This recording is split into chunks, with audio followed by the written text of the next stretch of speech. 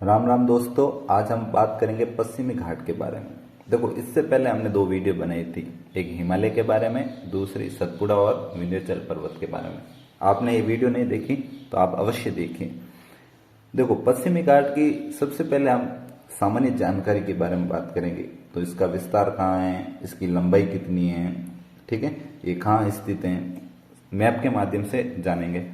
ठीक है, सबसे पहले बात करें, देखो भारत को दो भागों में बांटने वाली कौन सी पहाड़ियां थी, तो हमने पहले पढ़ा था। तो कौन सी थी? विंध्याचल पर्वत। फिर देखो, हम पश्चिमी घाट की बात करें तो यह कहां से आरंभ होते हैं, कहां से आरंभ होता है? तो गुजरात से आरंभ होकर कहां जाती है? तमिलनाडु और केरल तक जाते हैं।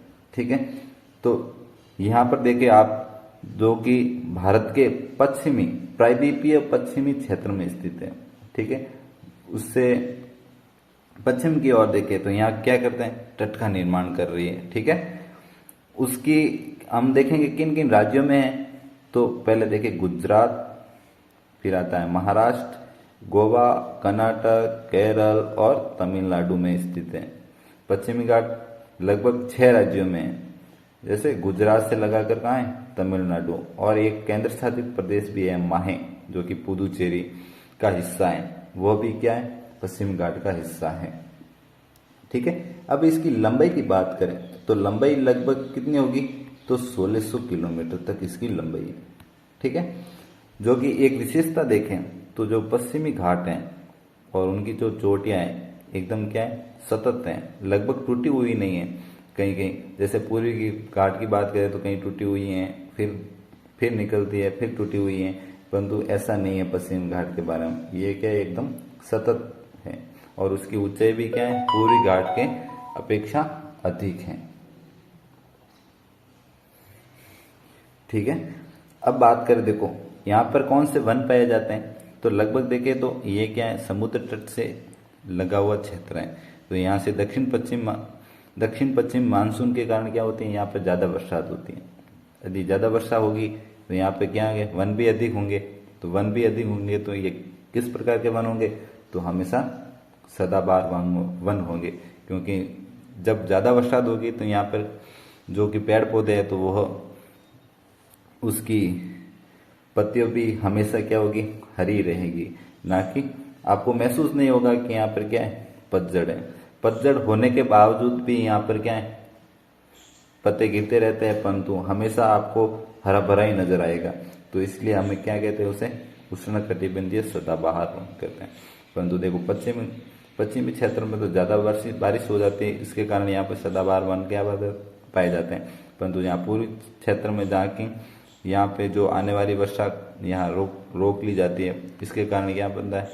इसके पूर्वी भाग में छाया क्षेत्र बनता है, यहाँ पर क्या होती है? कम वर्षा होती है। ठीक है, ये आपको याद रखना है। एक और विशेषता बात करें तो ये क्या है? भारत के 4 हॉटस्पॉट में से एक है। ठीक है, 4 हॉटस्पॉट है भारत में, परंतु विश्व के 8 महत्वपूर्ण जैव विविधता हॉटस्पॉट में से ही एक है ये भी। ठीक है, ये क्षेत्र पश्चिमी घाट। ठीक है, अब हम बात करें पश्चिमी घाट के किन क्षेत्रों के आधार में बांटा गया है। क्योंकि पश्चिमी घाट देखो, हम गुजरात से लगाकर तमिलनाडु और केरल तक विस्तृत है, तो उनको भी अलग अलग श्रेणियों में बांटा गया है। तो आइए हम जानते हैं कि सबसे पहले देखिए, देखो गुजरात से आरंभ होता है, फिर यहाँ पे देखो महाराष्ट्र तक, महाराष्ट्र और गोवा। तो उससे क्या कहेंगे? उत्तरी सह्याद्री कहेंगे। क्या कहेंगे? उत्तरी सह्याद्री, जिसका देखो अधिकतर भाग कहाँ स्थित है? तो अधिकतर भाग कहाँ स्थित है? तो महाराष्ट्र में स्थित है। वहीं बात करें, देखो यहाँ से गोवा से आरंभ होते ही यहाँ पे लग जाती है उसकी सीमा किससे? कर्नाटक। तो कर्नाटक में क्या कहेंगे? तो मध्य सह्याद्री कहेंगे। क्या कहेंगे? मध्य सह्याद्री, जो कि कर्नाटक का क्या है? अधिकतर हिस्सा है। वही बात करें, देखो दक्षिण में, तो यहाँ देखो ये केरल है और ये क्या है? तमिलनाडु। तो उस क्षेत्र में पश्चिमी घाट को क्या कहेंगे? दक्षिण सह्याद्री कहेंगे, जो कि केरल और तमिलनाडु में स्थित है। लगभग कितने भागों में बांटा गया है? तो 3 भागों में बांटा गया है। कितने भागों में? 3 भागों में बांटा गया है। उत्तरी सह्याद्री, मध्य सह्याद्री और दक्षिणी सह्याद्री। देखो हम इन सभी को अलग अलग करके पढ़ेंगे। पहले उत्तरी सह्याद्री के बारे में पढ़ेंगे, वो कहाँ स्थित है, उनकी कौन सी चोटियां हैं, कौन सी पहाड़ियां स्थित हैं। फिर बात करेंगे मध्य सह्याद्री के बारे में, फिर बात करेंगे दक्षिण सह्याद्री के बारे में। एक एक करके हम पढ़ेंगे। देखो सबसे पहले देखें उत्तरी सह्याद्री के बारे में। उसका विस्तार कहाँ तक है, तो उसका विस्तार देखो ऊपर से गुजरात, फिर बात करें हमने महाराष्ट्र, और अंत में देखें तो गोवा वाला क्षेत्र। इन 3 क्षेत्रों में क्या स्थित है, उत्तरी सह्याद्री क्षेत्र स्थित है, जो कि पश्चिमी घाट का हिस्सा है। उसे उत्तरी सह्याद्री को हम पश्चिमी घाट भी कहते हैं और पश्चिमी घाट दोनों एक ही नाम है, ठीक है। उसका देखो उत्तरी सह्याद्री का लगभग अधिकतर भाग कहाँ स्थित है, तो महाराष्ट्र में स्थित है। कहाँ स्थित है, महाराष्ट्र में स्थित है, क्योंकि गुजरात का कम ही क्षेत्र लगता है, फिर गोवा आ जाता है। गोवा में अधिकतर क्षेत्र जो कर्नाटक का क्षेत्र आ जाता है, तो अधिकतर क्षेत्र कहाँ है, तो महाराष्ट्र में स्थित है। अब बात करें उसकी सर्वोच्च चोटी उत्तरी सह्याद्री की, तो सर्वोच्च चोटी कौन सी है, कलसुबाई। कौन सी है, कलसुबाई, ठीक है। हम मैप में भी देखेंगे कहां पर स्थित है कलसुबाई। फिर बात करें देखो त्र्यंबकेश्वर। त्र्यंबकेश्वर किसका हिस्सा है, तो उत्तरी सह्याद्री का हिस्सा है, ठीक है। उससे एक नदी निकलती है, उसका नाम क्या है, गोदावरी नदी है। फिर बात करें देखो महाबलेश्वर, तो महाबलेश्वर किसका उद्गम स्थल है, कृष्णा नदी का उद्गम स्थल है। तो वो कौन सा हिस्सा है, तो उत्तरी सह्याद्री का ही हिस्सा है, जो कि कहां पर स्थित है, महाराष्ट्र में स्थित है। अब देखो वहां पर उत्तरी सह्याद्री में 2 दर्रे हैं, एक तो थाल घाट और दूसरा कौन सा है, भोर घाट। देखो थाल घाट की बात करें तो मुंबई और नासिक को जोड़ता है, ठीक है। और वहीं भोर घाट की बात करें तो नासिक और पुणे को जोड़ता है। देखो दर्रे वाली की हम अलग से एक वीडियो बनाएंगे, ताकि उसमें पूरे भारत के जो भी दर्रे हैं उनके बारे में हम पढ़ेंगे। फिलहाल हम सामान्य जानकारी के लिए पढ़े, तो यहाँ थाल घाट और भोर घाट स्थित है। देखो हम मैप में देखें तो ये लगभग देखो महाराष्ट्र का मैप है, भारत के जो महाराष्ट्र क्षेत्र है उसका भाग है, ठीक है। अधिकतर भाग उत्तरी सह्याद्री का कहाँ स्थित है, तो महाराष्ट्र में स्थित है। देखो सबसे पहले देखें तो यहाँ ऊपर देखें तो आपको नजर आएगा एक सतमाला का पर्वत श्रृंखला नजर आएगी। फिर बात करें देखो त्र्यंबकेश्वर, यहाँ से गोदावरी निकलती है। फिर बाद में देखो कलसुबाई, जो कि उत्तरी सह्याद्री का सर्वोच्च चोटी है, तो यहाँ क्या है, कलसुबाई। एक इसका हिस्सा है, तो हरिश्चंद्र पहाड़ियों का हिस्सा है। वही बात करें देखो नीचे, तो हमने पढ़ा था महाबलेश्वर, ठीक है। महाबलेश्वर जो कि महादेव रेंज का हिस्सा है, वो वहां से भी एक नदी निकलती है, उसका क्या नाम है, तो कृष्णा नदी। देखो त्र्यंबकेश्वर से कौन सी नदी निकलती है, तो गोदावरी नदी निकलती है। और महाबलेश्वर से कौन सी नदी निकलती है, तो कृष्णा नदी निकलती है, ठीक है। लगभग देखे हम देखो पश्चिमी घाट का विस्तार भी अधिक है, जो कि पूर्वी घाट से कंपैरिजन करे तो, ठीक है। और यहां देखें तो लगभग देखो पश्चिमी घाट के जो भी पहाड़ है, वहां से जो भी नदियां निकलती है वहां कहां गिरती हैं, तो बंगाल की खाड़ी में गिरती हैं, क्योंकि यहाँ पश्चिम से पूर्व की ओर बहती है, जो कि प्रायद्वीपीय नदियों का एक विशेषता है। परंतु हमने अलग जैसे सतपुड़ा विंध्याचल पर्वत के बारे में पढ़ा था, तो वहां पे 1-2 नदियां हैं, उसका जैसे नर्मदा और ताप्ती नदी, वह प्रायद्वीपीय नदियों का ही भाग है, परंतु वह पूर्व से पश्चिम की ओर बहती है और अरब सागर में गिरती है। इन दोनों की अलग विशेषता है, परंतु इसमें देखें पश्चिमी घाट से जो भी नदियां निकलती है वो कहाँ गिरती है, तो बंगाल की खाड़ी में गिरती है, ठीक है। अब हम बात करें मध्य सह्याद्री के बारे में। पहले हमने पढ़ा था उत्तरी सह्याद्री, अब बात करें मध्य सह्याद्री। यह इसका क्षेत्र कहाँ तक है, तो लगभग कर्नाटक का भाग इसमें आता है मध्य सह्याद्री के अंतर्गत। बात करें उसकी पहाड़ियों की, तो बाबा बुदुन की पहाड़ियां जो कि कॉफी उत्पादन के लिए प्रसिद्ध है। एक देखो तथ्य देखे, लगभग भारत का 70% कॉफी उत्पादन कौन करता है, तो कर्नाटक करता है, ठीक है। बाबा बुदुन की पहाड़ियां कॉफी उत्पादन के लिए प्रसिद्ध है, ये आपको याद रखना है, ठीक है। उसकी सर्वोच्च चोटी की बात करें तो कौन सी है, तो केंद्रमुख है, ठीक है। ये भी क्या है, कर्नाटक में स्थित है। क्योंकि यहाँ लोहा उत्पादन के लिए प्रसिद्ध है। फिर बात करें ब्रह्मगिरी का पर्वत, जिसमें क्या एक नदी का उद्गम होता है, उसका नदी का नाम है कावेरी नदी। ठीक है, हम देखो मैप में देखें तो देखो यहाँ पे क्या है, बाबा बदनून की पहाड़ियाँ, और उसकी सर्वोच्च चोटी कहाँ है, तो केंद्रमुख है यहाँ रही। फिर नीचे देखें तो ये ब्रह्मगिरी का पर्वत है। ठीक है, यहाँ से एक नदी निकलती है, उसका क्या नाम है, तो कावेरी नदी है, जो कि बंगाल की खाड़ी में गिरती है। फिर हम बात करें दक्षिणी सह्याद्री की, तो दक्षिणी सह्याद्री का विस्तार कहाँ पर है, एक तो तमिलनाडु और केरल में स्थित है। क्या है, केरल।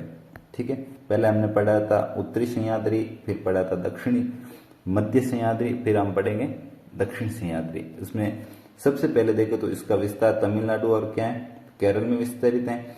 और यहाँ देखो मैप में देखें, देखो यहाँ से गुजरात से आरंभ होती हैं, कहाँ तक जाती हैं, तमिलनाडु और केरल तक जाती है। परंतु यहाँ देखो, यहाँ पर क्या है, ऊंचाई ज्यादा है, परंतु यहाँ पर आकर क्या हो जाती है, चपटी हो जाती है। परंतु यहाँ पे जो पहाड़ियों की ऊंचाई है वह क्या है, ज्यादा है। ठीक है, तो बात करें, देखो सबसे पहले बात करें यहाँ पर देखो कर्नाटक, फिर ये देखो केरल और तमिलनाडु, इन तीनों सीमाओं पर एक पहाड़ी स्थित है। उन पहाड़ी का क्या नाम है, नीलगिरी की पहाड़ियां स्थित है। देखो यहाँ से पश्चिमी घाट आता है, यहाँ से क्या आता है, पूर्वी घाट।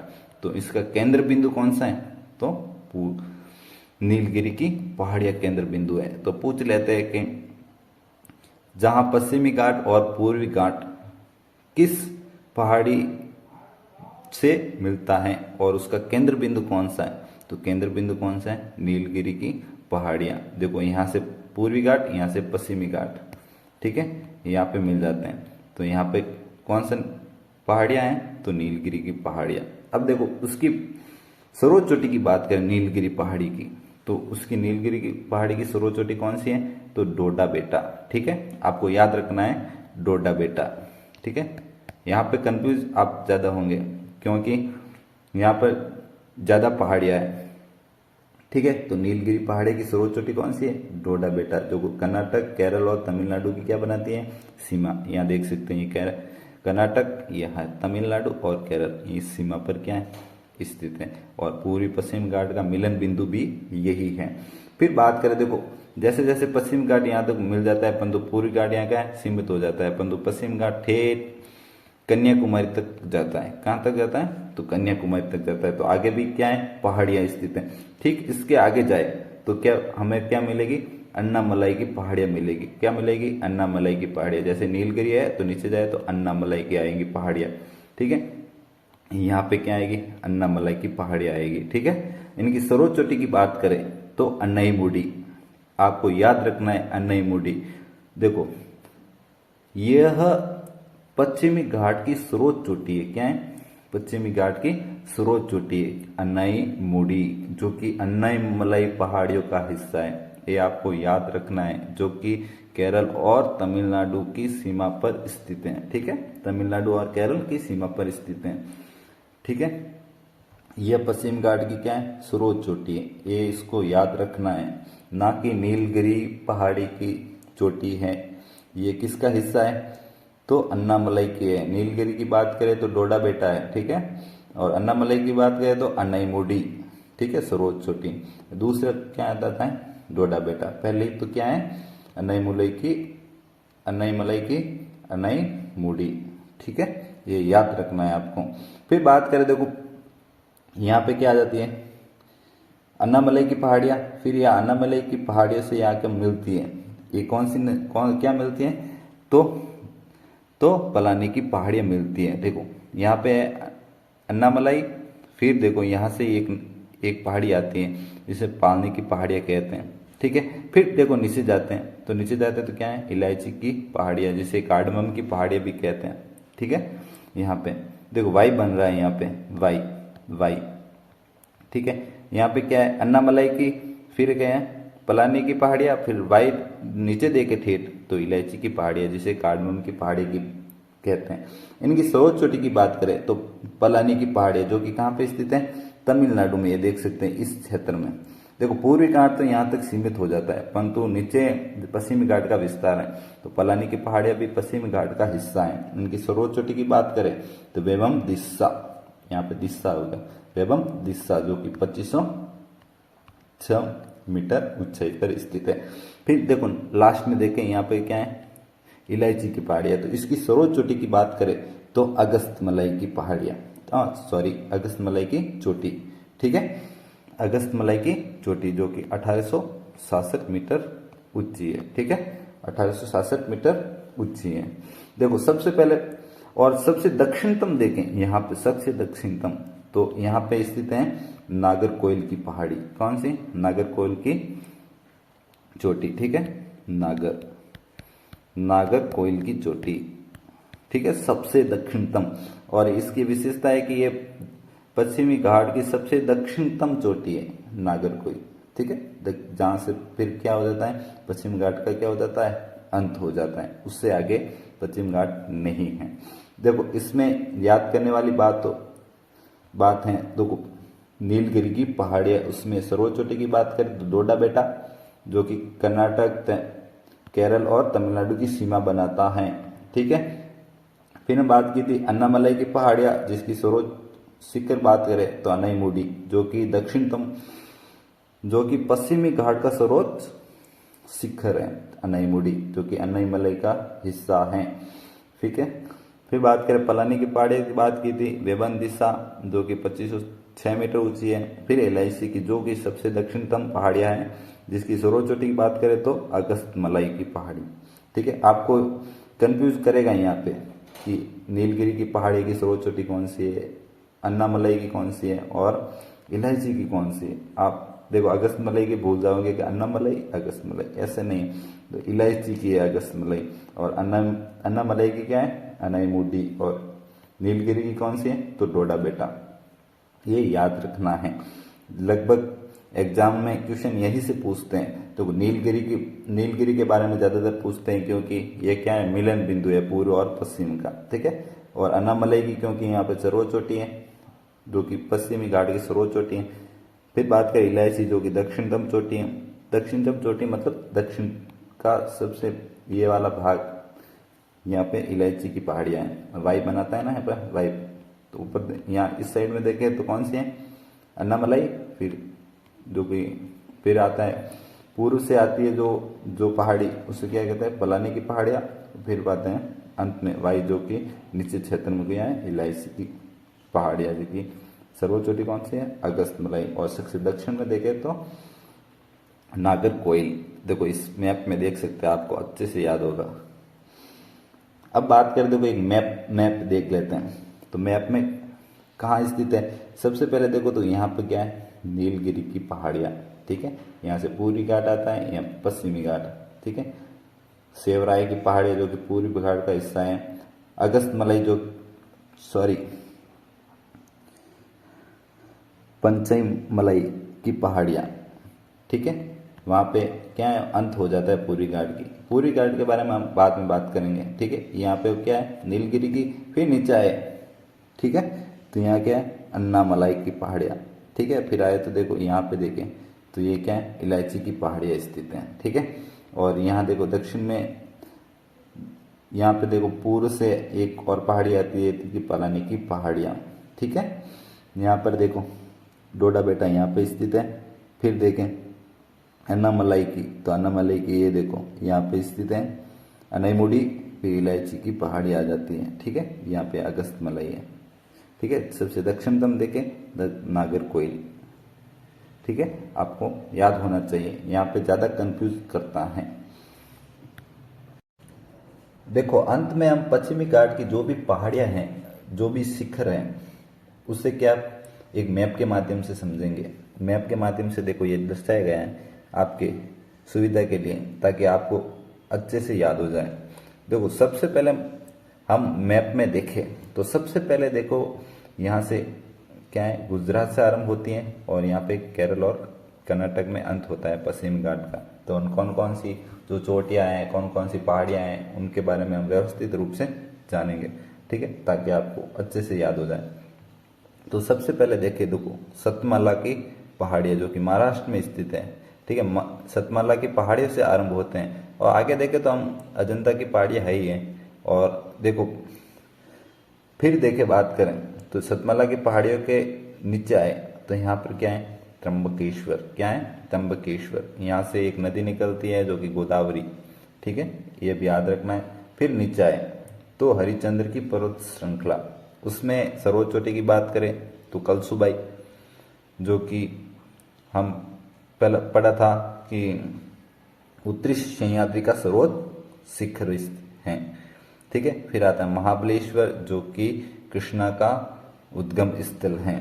फिर हम मध्य सह्याद्री की बात करें तो बाबा बदुन की पहाड़ियाँ, जिसकी सर्वोच्च चोटी क्या है, केंद्रमुख। ये बाबा बदुन की पहाड़ियाँ कॉफी उत्पादन के लिए प्रसिद्ध है। ठीक है, इसकी सर्वोच्च चोटी क्या है, केंद्रमुख। ये लोहा उत्पाद यहाँ पर क्या है, भंडार है। ठीक है, और फिर बात करें देखो नीचे ब्रह्मगिरी की पर्वत, जहाँ से एक नदी निकलती है, उस नदी का नाम है कावेरी नदी। क्या है, कावेरी नदी। फिर आ जाती है नीलगिरी की पहाड़ियाँ, जहाँ से क्या आता था, दक्षिण सह्याद्री का आरंभ हो जाता है। इनकी सर्वोच्च चोटी की बात करें तो दोडा बेटा है। फिर अन्नामलाई की पहाड़ियाँ, जिसकी सर्वोच्च चोटी बात करें तो अनईमुड़ी, जो कि पश्चिमी घाट का सर्वोच्च चोटी है। फिर अंत में आती है इलायची की पहाड़ियाँ, जहाँ की सर्वोच्च चोटी क्या है, अगस्तमलाई। और जो पूर्व से एक और आती है पहाड़ी जिसका नाम है पलानी की पहाड़ियाँ, इसकी सर्वोच्च चोटी की बात करें तो वेबंदिशा। क्या है, वेबंदिशा। और सबसे दक्षिणतम देखे तो नागरकोइल, जो कि पश्चिम घाट की सर्वोच्च पहाड़ियाँ हैं। ठीक है, हमने मैप के माध्यम से समझा कि पश्चिमी घाट में कौन कौन सी चोटियाँ हैं, किन भागों में बांटा गया है, और कौन कौन सी चोटियाँ किन क्षेत्र में स्थित है, किन राज्यों में स्थित है, किन किन राज्यों में पश्चिमी घाट स्थित हैं, और कहाँ कहाँ इसकी सीमा बनती है, इनका विस्तार कहाँ है, ये सब हमने पढ़ा है। आपको एक बार कॉपी में लिख कर इसको याद करना। ये क्या है कि रटने वाली चीज़ें हैं। आपको जब तक आप अच्छे से याद नहीं करेंगे, रिवाइज नहीं करेंगे, तब तक आपको याद नहीं होंगी, क्योंकि यहाँ पे कंफ्यूज करने वाली बहुत सी चीज़ें हैं। इसलिए आपको एक नहीं, दो नहीं, 4 बार कॉपी में लिख लिख कर उसको क्या करना है, याद करना है, ताकि आपको एग्जाम में कोई कठिनाई ना आए। ठीक है, ये वीडियो देखने के लिए धन्यवाद। Thank you.